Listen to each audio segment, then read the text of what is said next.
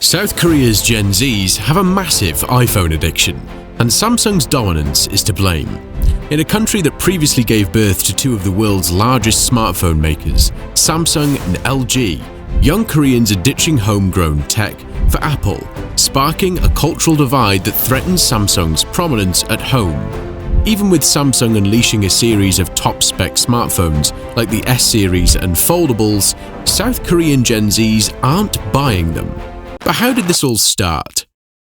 Samsung is Gen Z's throwback curse. Since the company began crafting phones in 1988, it swiftly carved out a loyal following among South Korean consumers. Year after year, the tech giant pushed the boundaries of innovation, rolling out cutting-edge technologies that propelled the entire mobile industry forward. That reputation has endured, particularly with South Korea's aging population. According to a 2024 Gallup Korea survey, 70% of Koreans aged 35 and above own Samsung smartphones. While this deep-rooted brand loyalty keeps Samsung's profits ticking, it's proving to be a double-edged sword in the long run. Now, the Gen Z in South Korea are increasingly associating Samsung smartphones with older generations. This is equivalent to spotting their parents and grandparents rocking dusty old flip phones. And guess who's cashing in on this epic fumble? Apple. While Samsung is drowning in its been there done that era, iPhones are Gen Z's hot ticket in South Korea. And the numbers don't lie. According to the Korea Herald, 65% of South Koreans aged 18 to 29 prefer iPhones. And the inspiration comes from thousands of miles away in the United States. You see, it's not only in South Korea where the younger population drools over the iPhone. Across the Pacific, American teens are setting the pace, and South Korea's Gen Zs are hot on their heels. According to a 2023 Piper Sandler survey, about 90% of American teens own iPhones. This is known as the bandwagon effect. The phenomenon occurs when people jump on a trend just because everyone else is doing it. American teens are flexing their iPhones all over social media, from TikTok dances to Instagram stories, and South Korea's Gen Zs are eating it up. And they're not the only ones. Next door in Japan, about 47% of smartphone users aged 30 and below prefer the iPhone. Further, a staggering 84.5% of this group are girls. That's no surprise. The iPhone's sleek vibes and flex factor scream cool louder than Samsung's latest foldable ever could. But that's not all. Apple understands the youth market better than anyone. They know that capturing the hearts of new generations is the secret sauce to winning big in the future. And how do they manage to do it? By playing the game like no one else. First, the company relies on local endorsements, fueled by South Korean celebrities who enjoy a massive following among Gen Z. As of April 2025, the K-pop group New Jeans and the boy band 17 are among the South Korean stars endorsing Apple's iPhone.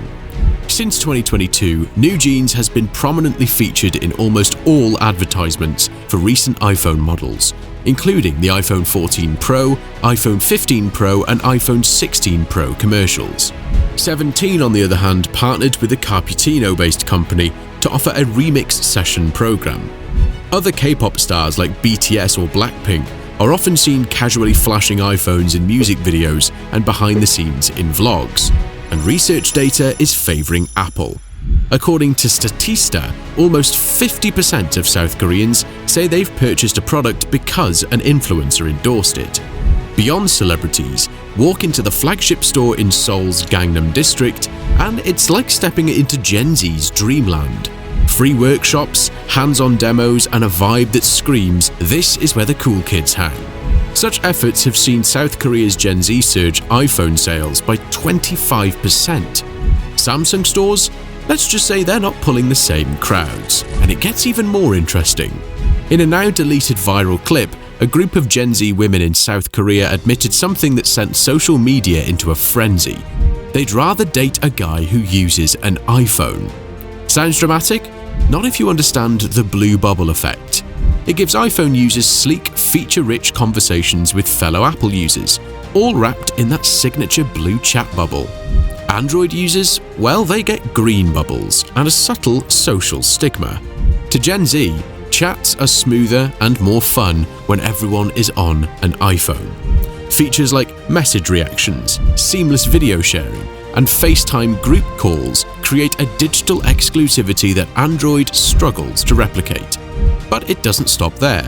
According to the Korean Herald, young university students in South Korea are switching to iPhone just to blend in socially. The final nail in Samsung's coffin? Apple's ecosystem. See, Gen Z in South Korea aren't just choosing iPhones, they're buying into a seamless ecosystem. The moment you get an iPhone, you're one AirPods case away from joining the club. And from there, it's a slippery slope to MacBooks, iPads, Apple Watches, and beyond.